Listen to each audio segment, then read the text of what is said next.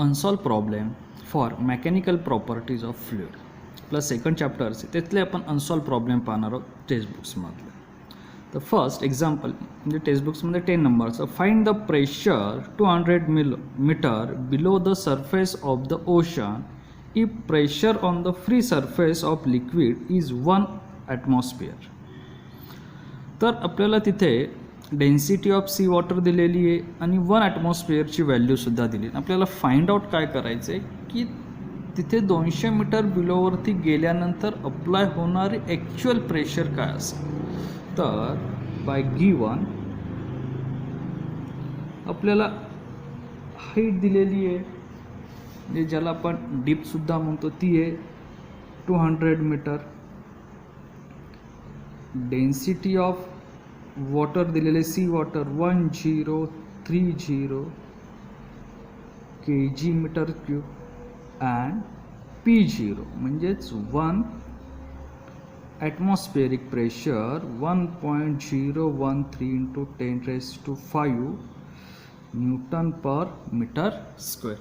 हा आपल्याला given data दिला आणि आपल्याला तिथे तयार झालेली ॲक्च्युअल प्रेशर फाइंड आउट करायची.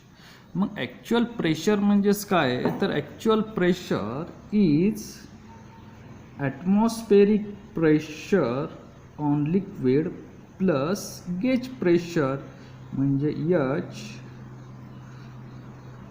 रो इंटू G म्हणजे density of liquid into G. हा आपला सिंपल फॉर्म्युला आहे. मग P0 काय ॲटमॉस्फेरिक 1.013 इंटू 10⁵ प्लस किती हाईटला आहे 200 मीटर खाली जातं आहे into 1030 density of sea water into acceleration due to gravity. तर इथे जीची व्हॅल्यू आपण कन्सिडर करू 9.8 मीटर पर सेकंद स्क्वेअर. हे झालं आपलं रिलेशन. आणि जर आपण कॅल्क्युलेशन जर केलं तर आपल्याला आलेलं ॲन्सर येते 21789 into 10⁵ newton per meter square. हे आपण प्रेशरमध्ये हा फॉर्म्युला पाहिलेला आहे. ॲब्सोल्यूट प्रेशरचा फॉर्म्युला आहे atmospheric pressure plus gauge pressure. एकदम सिंपल एक्झाम्पल आहे. 2 मार्क्स और 1 मार्क MCQला विचारू शकतात. आता सेकंड एक्झाम्पल आहे इन अ हायड्रॉलिक लिफ्ट. हे सुद्धा एक्झाम्पल आपल्याला CETसाठी important. Hydraulic lift the input piston had surface area 30 centimetre square. Input म्हणजे त्याला आपण म्हणू A1. ते किती दिलं आहे 30 centimetre square converted by meter into 10⁻⁴. आता सेंटीमीटरसाठी एकासाठी 10⁻², दोन्ही म्हणून -2 म्हणजे किती झाले -4. And the output pistons has a surface area 1500 centimeter square. त्याला A2 म्हणून तो आहे 1500 centimeter square again converted by meter. If a force of 25 newton is applied to the input A1 area इथे अप्लाय केलेला force F1 is 25 newton. Input pistons calculate the weight on output piston. आता weight म्हणजेच काय असतो तर force असतो हे लक्षात ठेवा. हे पण आपण थेरीमध्ये आपलं झालेलं आहे. मग वेट म्हणजेच काय फोर्स म्हणजे आपल्याला फाइंड आउट करायचं आहे F2 here using of the pascal law. तर मग आपण इथे कोणता लॉ यूज करणार आहे सिम्पल असलेला पास्कल लॉ. पास्कल लॉचं प्रेशर म्हणजे apply pressure on input pistons and output pistons हा सेम असतो. मग प्रेशरचा फॉर्म्युला काय आहे F1 divided by A1 is equal to F2 divided by A2 by Pascal's law.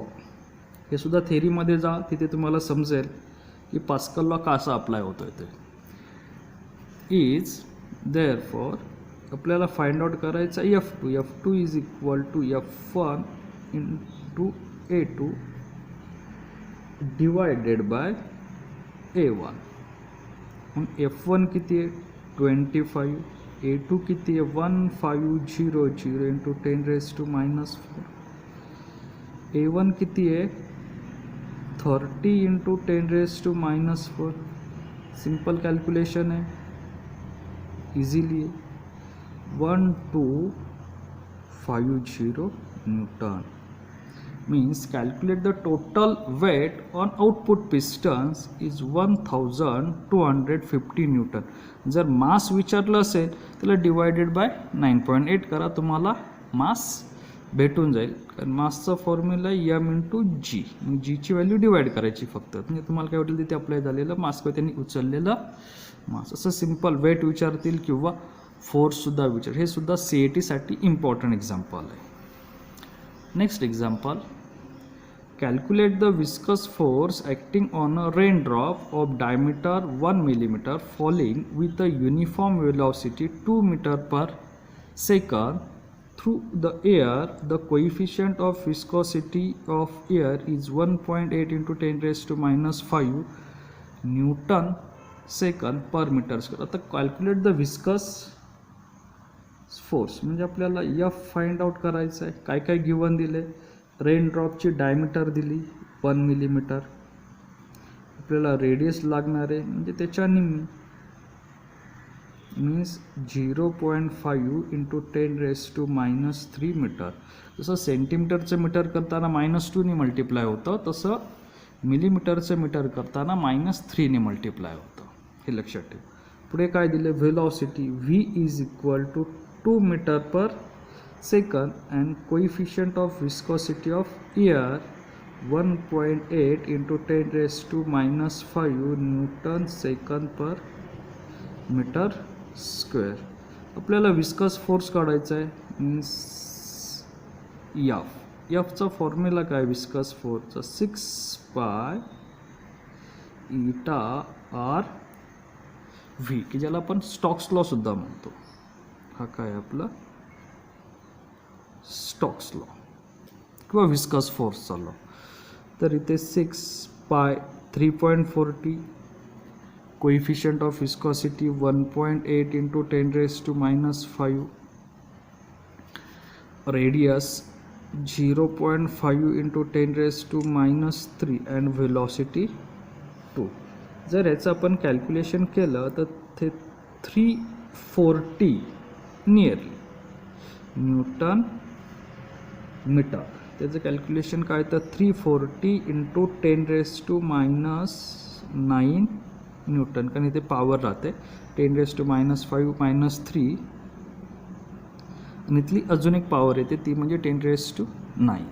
आणि बाकी ज्यांचं कॅल्क्युलेशन केलं तर आपलं नियरली आन्सर येतं 340 इंटू 10⁻⁹ न्यूटन. असे जे तिन्ही एक्झाम्पल ते तिन्ही एक्झाम्पल सी ए टीसाठी सुद्धा विचारले जातात. नेक्स्ट एक्झाम्पल घेऊ. Total force of 1 Newton is required to move a metal plate of area 10⁻⁻² meter square with a velocity of 2 into 10⁻⁻² meter per second when it rests on a layer of oil 1.5 into 10⁻³ meter thick. Find the coefficient of viscosity of oil. आता हे जे relation आहे याच्यामध्ये आपण given data लिहून घेऊ. तुम्हाला applied force दिला आहे 1 न्यूटन, तिथे तयार झालेला एरिया दिलेला आहे 10⁻² मीटर स्क्वेअर. व्हेलॉसिटी इथे चेंज इन व्हेलॉसिटी येते 2 into 10⁻² meter per second and layer म्हणजे ते किती डिस्टन्स कवर करतोय तर एवढ्या लेअरचा 1.5 इंटू 10⁻³ मीटर. आणि आपल्याला फाइंड आउट करायची कोइफिशियंट ऑफ विस्कॉसिटी. आता इथे सुद्धा कोणता फॉर्म्युला अप्लाय होतोय तर तो कोइफिशियंट ऑफ विस्कॉसिटीचा न्यूटन्स लॉचा फॉर्म्युला अप्लाय होतो. F is equal to coefficient of viscosity area into velocity gradient. आपल्याला कोइफिशियंट ऑफ विस्कॉसिटी काढायची, means F divided by area to velocity gradient. बरोबर. कोइफिशियंट ऑफ विस्कॉसिटी फोर्स किती आहे 1, area किती आहे 10⁻², चेंज इन व्हेलॉसिटी किती आहे 2 × 10⁻⁻². आणि डिस्प्लेसमेंट किती आहे 1.5 × 10⁻⁻3. सिंपल कॅल्क्युलेशन केलं तर 1.5 divided by 2 × 10⁻⁻1 means eta is equal to 1.5 × 10 divided by 2 means 7.5 newton second per meter square. हे -1 आहे, वरती गेल्या +1 होतील, म्हणजे 1.5 × 10 means 50 divided by 2 is similarly answer 7.5 newton second per meter square. हे सुद्धा एक्झाम्पल CET बेस्ड क्वेश्चन आहे किंवा 2 मार्क्स क्वेश्चन आहे. Next example, with what velocity will an air bubble 0.1 millimeter in a diameter. तुम्हाला एक बबल दिलं आहे, त्याचा डायमीटर किती आहे 0.4 मिलीमीटर, म्हणजे त्याची रेडियस झाली 0.2 millimeter converted by meter. Diameter rise in a liquid of viscosity. ज्या लिक्विडमध्ये किंवा ज्या मीडियममध्ये तो राईज होतोय त्याचे दिलेले 0.1 newton second meter square and specific gravity दिलेली आपल्याला. Specific gravity is 0.9 and density of air. आणि आपल्याला काय दिलेलं आहे डेन्सिटी ऑफ एअर, की जो मटेरियल त्या लिक्विडमधून वर जाणारे त्याची दिलेली आहे डेन्सिटी. आणि आपल्याला काय काढायचं आहे विथ अ टर्मिनल व्हेलॉसिटी, म्हणजे व्ही काढायचं. आता हे सुद्धा आपल्या टर्मिनल व्हेलॉसिटीच्या डेरिवेशनमध्ये झालेलं आहे. तिथे तुम्ही ते लेक्चर पहा, तुम्हाला टर्मिनल व्हेलॉसिटी समजेल. आता टर्मिनल व्हेलॉसिटीचे जे आपण लेक्चर घेतले त्या लेक्चर्समध्ये आपण ह्या एक्झाम्पलच्या रिव्हर्स कंडिशन अप्लाय केली. म्हणजे एअर मीडियममधून लिक्विड मटेरियल जातो, म्हणजे लिक्विडचा ड्रॉप म्हणजे वॉटर ड्रॉप तो त्या एअर मीडियममधून जात होता. आता इथे काय सांगतोय लिक्विड मीडियम आहे आणि एअरचा ड्रॉप आहे. तिथे असलेली मटेरियलची जे आपण सिम्बॉल यूज केले होते तेच तिथे लक्षात ठेवायला सांगितलं होतं की ज्या मीडियममधून जातो, बरोबर आहे की नाही, ज्या मीडियममधून जातो मटेरियल, म्हणजे इथलं मटेरियल कोणतं बबल एअर बबल, तो कशातून जातोय लिक्विडच्या मटेरियलमधून जातोय, त्याच्या डेन्सिटीचा डिफरन्स घ्यायचा आहे. म्हणजे difference of density of material minus density of medium. आता इथे मीडियम काय लिक्विड आहे आणि मटेरियल काय एअर आहे, तर ह्याची डेन्सिटी मायनस मीडियमची डेन्सिटी.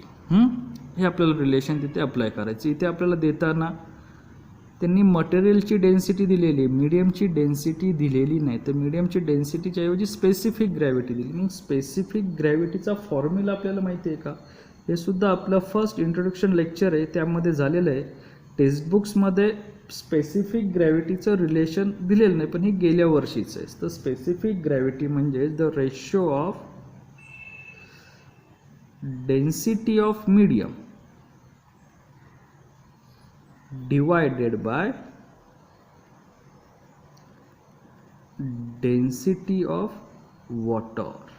मग डेन्सिटी ऑफ वॉटर किती आहे, तर 10⁻³ kg meter cube. Specific gravity दिली 0.9 is equal to sigma. Medium काय आपलं, इथे आपण लिक्विडची फाइंड आउट करतोय म्हणून लिक्विड डिवायडेड बाय 10⁻³ डेन्सिटी आली तुमची 900 kg per metre cube.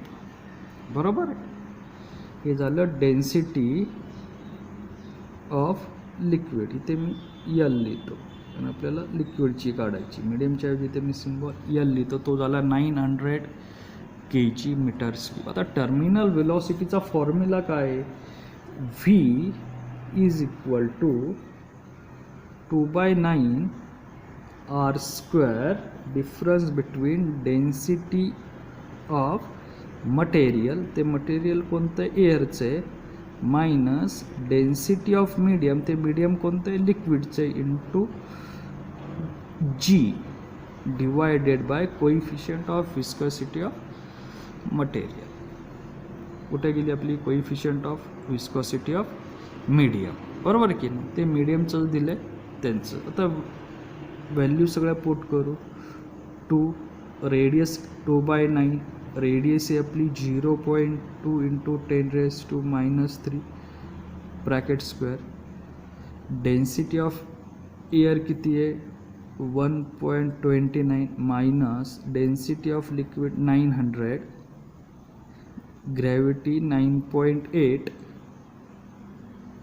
Divided by coefficient of viscosity 0.1. आता ह्या सगळ्यांचं कॅल्क्युलेशन केलं तर आपलं आन्सर येतं -7828.76 into 10⁻⁻7 meter per second. 7828.76 into 10⁻⁻7 meter per second. आता इथे तर तुमच्या लक्षात येईल की इथे वेलॉसिटीचं मायनस साईन आलं आहे, आणि आपल्या इक्वेशनमध्ये आपण असं म्हणत होतो, म्हणजे जे आपण थेरी पाहिली ते तुम्ही पाहून घ्या. तिथे थेरीमध्ये आपण असं म्हणत होतो की जे आपल्या मीडियम आहे त्याची डेन्सिटी कमी आहे आणि जे मटेरियल आहे त्याची डेन्सिटी जास्त आहे. त्यामुळेच तर तो जो ड्रॉप होता, वॉटर ड्रॉप किंवा रेन ड्रॉप किंवा ते जे मटेरियल होतं त्या मीडियममधून ते खाली खाली येत होतं, टुवर्ड्स द अर्थ येत होतं, म्हणजे तिथं ग्रॅव्हिटेशनल फोर्स अप्लाय होतो.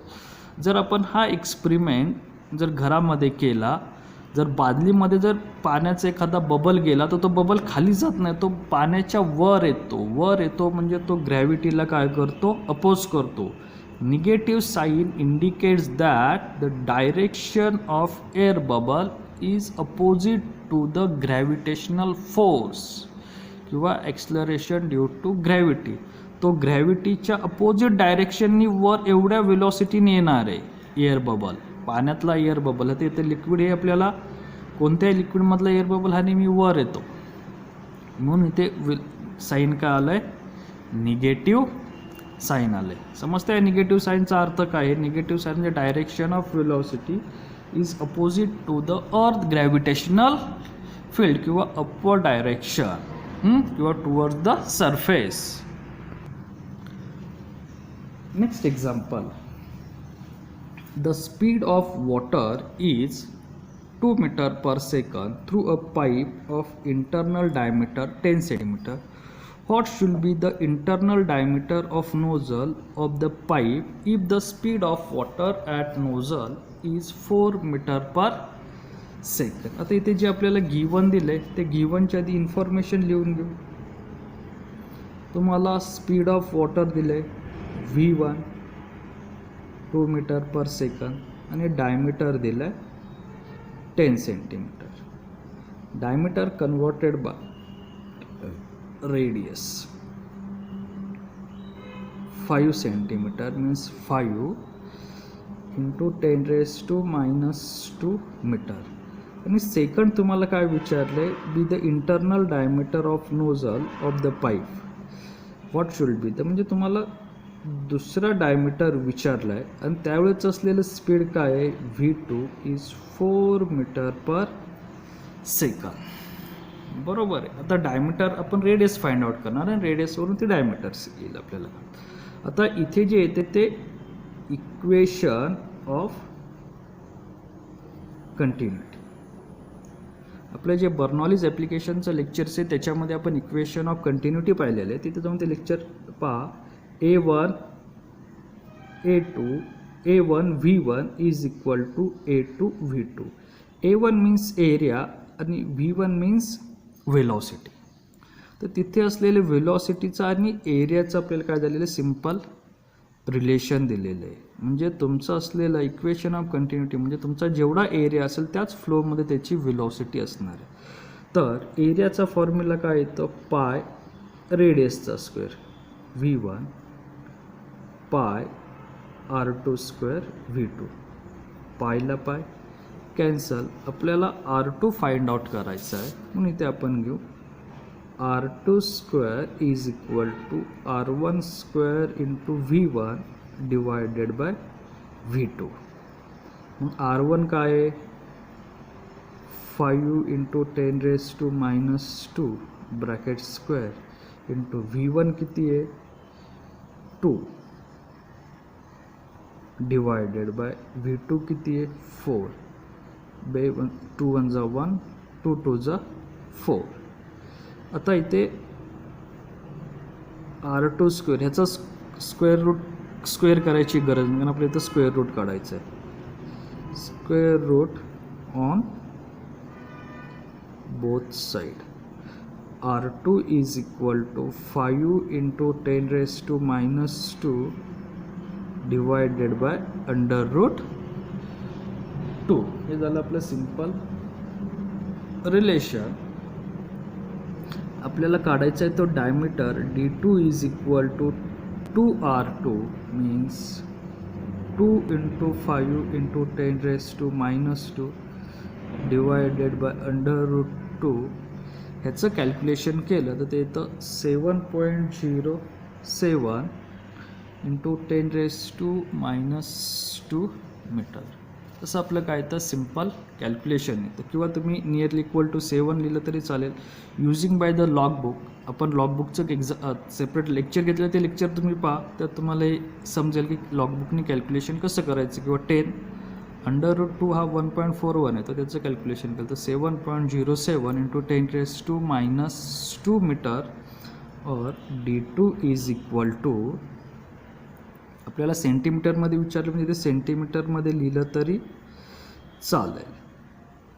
7.07 सेंटीमीटर. हे झालं तुमचं सेकंडचा इंटरनल डायमीटर नोझलचा diameter. Is the simple relation आहे. Next example. With what velocity does water flow out of an orifice in a tank with gauge pressure 4 into 10⁵ Newton per meter square before the flow starts? आता हे आपलं application of Bernoulli's principal आहे. मग ह्या application of Bernoulli's प्रिन्सिपलमध्ये जो टॉरिसीन्स law आहे त्याच्याशी related हे एक्झाम्पल आहे. आपलं ते लेक्चर पहा तुम्हाला हे थिअरी जी समजेल. तर इथे आपल्याला गिवन काय काय दिलेलं आहे त्यांनी गेज प्रेशर दिलेलं आहे म्हणजे त्या लिक्विडचं त्या ह्याच्यावरती अप्लाय झालेलं प्रेशर दिलेलं आहे. प्रेशर ऑफ लिक्विड दिले 4 इंटू 10⁵ न्यूटन मीटर स्क्वेअर आणि त्याची डेन्सिटी दिलेली आहे density of water 10⁻³ kg per metre cube. आणि आपल्याला फाइंड आउट करायची व्हेलॉसिटी. आपल्याला फाइंड आउट करायची व्हेलॉसिटी की तिथून कितीने ते लिक्विड्स बाहेर पडणार. जर आपण डायग्राम जर ड्रॉ केली अशी सिंपल आपली ओरिफाईनची किंवा टॉरिस लॉची डायग्राम आहे. इथून इथपर्यंत ही हाईट आहे की हे लिक्विड खाली येतं आणि या ओरिफाईजमधून तुमचं लिक्विड बाहेर पडतं त्याची आपल्याला व्हेलॉसिटी काढायची. तिथे आपल्याला फॉर्म्युला होता V is equal to √2gh. आपल्याला G हा कॉन्स्टंट आहे H काढायचं आहे. मग H काय येईल तर H कसा फाइंड आउट करणार आहे आपण. सिंपल आहे. Pressure gauge pressure is equal to ρgh म्हणजे इथे जी प्रेशर अप्लाय होणार फक्त ह्या लिक्विडचीच प्रेशर आपण फाइंड आउट करतो इथून इथपर्यंत. H is equal to P ρg. इथे पुट करा V is equal to √2g P ρ into g. Get cancel म्हणजे तुमचं सिंपल रिलेशन काय तयार होतं V is equal to √2 pressure divided by density. Pressure किती आहे 4 इंटू 10⁵. डेन्सिटी किती आहे 10⁻³ सिंपल कॅल्क्युलेशन केलं तर व्हेलॉसिटी येते 8 into 10 raised to 2. Under root means V is equal to 2 under root 2 into 10 or 20 under root 2 metre per second. ही झाली आपली simple त्या आउटलेट किंवा आउटलेटची असलेल्या लिक्विडची व्हेलॉसिटी. असे आपले सिंपल एक्झाम्पल आहेत. नेक्स्ट एक्झाम्पल आपण नेक्स्ट लेक्चर्समध्ये पाहू. Okay, thanks.